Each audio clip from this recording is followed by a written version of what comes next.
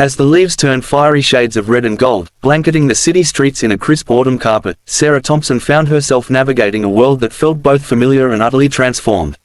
The small apartment above the bakery on Oak Street had become more than just a roof over their heads. It was a sanctuary, a place where the echoes of Richard Hale's cruelty faded a little more each day. Mornings now began with the warm aroma of fresh croissants wafting up from below, mingling with the sound of Elijah's giggles as he chased dust motes in the sunlight streaming through the lace curtains.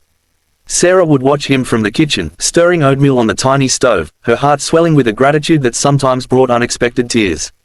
It hadn't been easy, those first weeks after the rescue. Nightmares plagued them both, Elijah waking in the dead of night, his small body slick with sweat, crying out for his mama as if the high-rises' shadows still lurked in the corners. Sarah would scoop him up, rocking him in the worn armchair donated by a kind neighbor, whispering stories of brave knights on roaring steeds until his eyelids drooped. Her own sleep was fractured by flashes of Richard's snarling face, the sting of his slap, the helplessness that had once defined her existence. But each dawn brought progress, a new routine, a budding sense of security, and the unwavering presence of Jake and his crew, who had woven themselves into the fabric of their lives like guardian threads. Jake Ramirez, with his broad shoulders and eyes that held the wisdom of endless highways, became a fixture in their world. He wasn't the type to hover, but his visits were as reliable as the tides.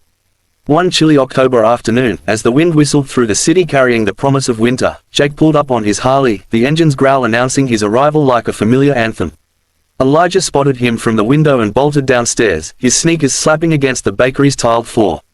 "Uncle Jake," he yelled, throwing his arms around the biker's leg with the unbridled enthusiasm only a child could muster. Jake chuckled, a deep rumble that shook his frame, and hoisted the boy onto his hip. "Hey, little man, you been practicing your drawings?" Elijah nodded vigorously, his curls bouncing.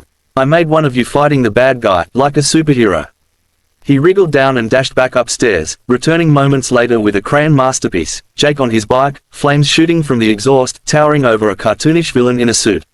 Sarah emerged from the apartment, wiping flour from her hands she'd taken to helping Mrs. Patel in the bakery on off days, kneading dough as a way to channel her restless energy. "He's been talking about you all week," she said, her smile genuine but laced with the weariness that still clung to her edges. Jake handed her a small paper bag. "Brought some parts for that leaky faucet you mentioned. Figured I'd fix it while I'm here." As Jake tinkered under the sink, tools clinking like rhythmic percussion, Sarah leaned against the counter, watching him. "You don't have to do this, you know. You've already done more than anyone ever has." He glanced up, wiping grease from his forehead with the back of his hand. "Ain't about have to, Sarah. It's about want to. That night changed things for all of us. Reminded me why we ride, not just for the road, but for the folks who need a hand up."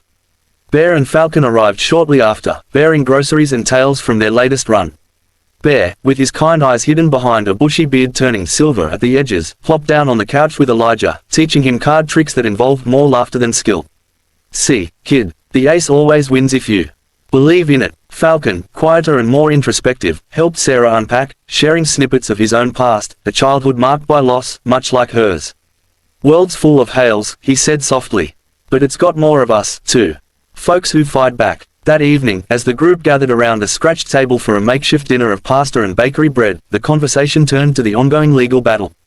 Richard Hale's arrest had unraveled a web of complaints from former employees, each story more harrowing than the last.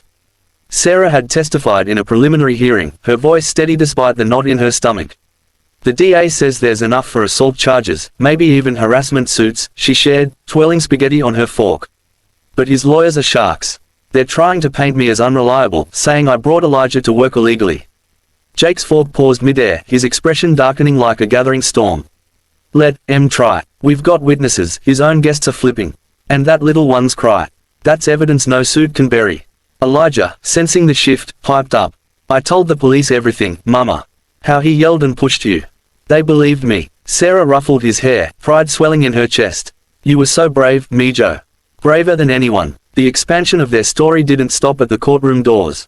Media outlets had latched on, turning their ordeal into a symbol of resilience against corporate tyranny. A local news crew had interviewed Sarah in the apartment, the camera capturing Elijah's drawings taped to the fridge. "What message do you have for others in your position?" the reporter asked. Sarah paused, her eyes meeting Jake's across the room. "Don't wait for the breaking point. Speak up. And remember, help can come from the unlikeliest places, like a group of bikers under the moon." The exposure brought a flood of support, donations for Elijah's education fund, invitations to community events, even a scholarship offer from a nearby school that specialized in arts for underprivileged kids. Elijah thrived there, his crayons giving way to paints and canvases, his imagination blooming like spring flowers after a harsh winter. One day, he came home with a ribbon from an art contest, his entry a vibrant depiction of motorcycles circling a tower like protective eagles. "This is for you, Uncle Jake," he said during their next visit, pinning it to the biker's vest. But healing wasn't linear. There were setbacks, days when Sarah's hands shook as she sorted mail at her new job at the community center, counseling women who mirrored her past self. One client, a young mother fleeing domestic abuse, reminded her so vividly of her own struggles that Sarah had to step out, breathing deeply in the alley until the panic subsided. Jake found her there one afternoon, having dropped by unannounced. "Rough day?" he asked, offering a cigarette she declined. She nodded, sliding down the wall to sit on the cold pavement. "Sometimes it feels like he's still winning. Like the fear never really leaves." Jake sat beside her, his presence a solid anchor. "Fear's a thief, Sarah. It steals moments, but it can't take your future unless you let it. Look at what you've built." Elijah's smiling, "You're helping others. That's victory." Inspired by his words, Sarah dove deeper into advocacy. She organized a support group for single parents in low-wage jobs, sharing her story to empower them.